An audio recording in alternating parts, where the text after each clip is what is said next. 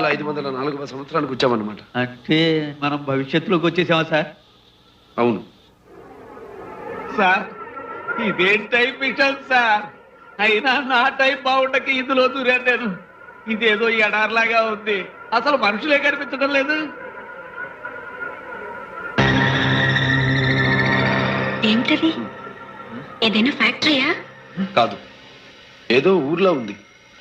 Sir ఇదేమిటి sir, ఒళ్ళంతా మంటలు పుడుతోంది. అవును, నాకు అలాగే ఉంది.